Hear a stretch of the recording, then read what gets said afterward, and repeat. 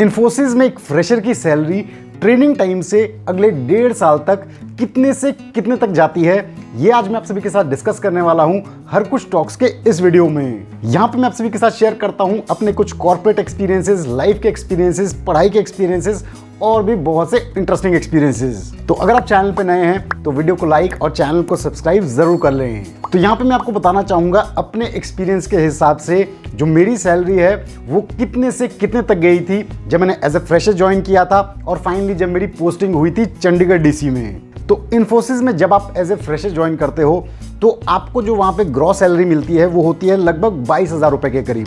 अब इसमें से आपका कुछ ट्रेनिंग परफॉर्मेंस इंसेंटिव कटता है जो कि आपको ट्रेनिंग टाइम में नहीं मिलता है आपकी सैलरी में, यानी कि 4 महीने की जो आपकी ट्रेनिंग है उस टाइम पे ये इंसेंटिव आपको नहीं मिलेगा। लेकिन घबराने वाली बात नहीं है, जब आप ट्रेनिंग कंप्लीट करते हैं और फाइनली आपकी पोस्टिंग होती है उस टाइम आपको ये इंसेंटिव मिलेगा।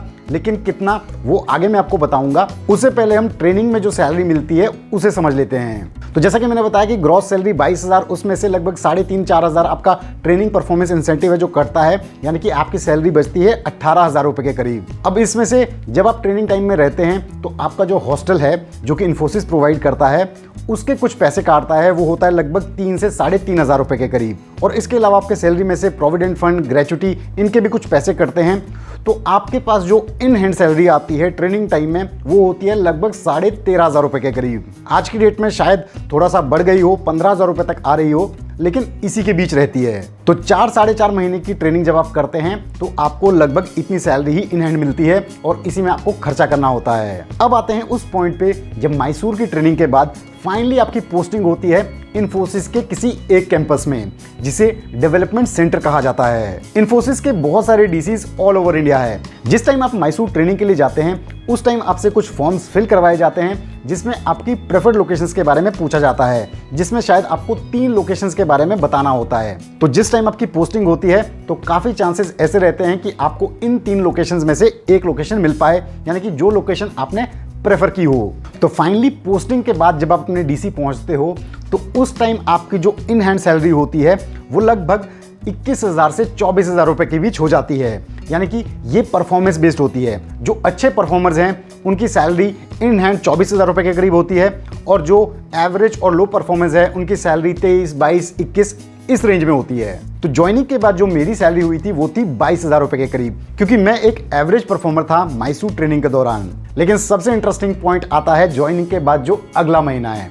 इस महीने आपको मिलते हैं ढेर सारे पैसे। ढेर सारे पैसे बहुत ज़्यादा भी नहीं, लेकिन हाँ, जब आप फ्रेशर होते हैं तब वो पैसे आपको काफ़ी ज़्यादा लगते हैं, क्योंकि आपको पिछले 5 महीने से जब आप इन्फोसिस ट्रेनिंग में थे तो आपको लगभग 15,000 रुपए की आदत पड़ी होती है। और उस टाइम जब आपकी पोस्टिंग हो जाती है और 1 महीना आप कंप्लीट कर लेते हैं तब आते हैं आपको ये अच्छे खासे पैसे। अब मैं बताता हूँ आपको कितने आते हैं। तो पोस्टिंग के 1 महीने बाद मुझे जो सैलरी मिली थी वो मिली थी लगभग 36,000 रुपीज़ के करीब। जी हाँ, 22,000 के मुकाबले लगभग 14,000 ज़्यादा। तो आप सोचो 3-4 महीने तक 13,000 सैलरी मिल रही है, फिर ज्वाइनिंग पे 22,000 मिल रही है, उसी में इतनी खुशी हो गई और उसके 1 महीने बाद 36,000 रुपीज़ मिले। तो मतलब ऐसा लग रहा था भाई अब तो बहुत सारे पैसे मिल गए, अब तो मज़े करेंगे। तो यहाँ पे मैं आपको 2 पॉइंट बताना चाहूँगा।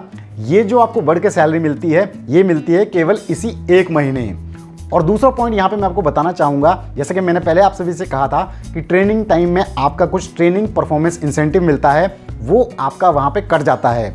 तो ये 4 महीने का जो इंसेंटिव है ये आपको मिलता है ज्वाइनिंग के इस 1 मंथ बाद, और ये इकट्ठा आपकी सैलरी में आता है। और ये भी परफॉर्मेंस बेस्ड होता है, यानी कि आप एवरेज परफॉर्मर हैं, हाई परफॉर्मर हैं या फिर लो परफॉर्मर हैं तो उसमें वेरी करता है। मेरे हिसाब से हमारे टाइम में जो हाई परफॉर्मर्स होते थे उनको ये 40+ आता था उस महीने की सैलरी मिला के।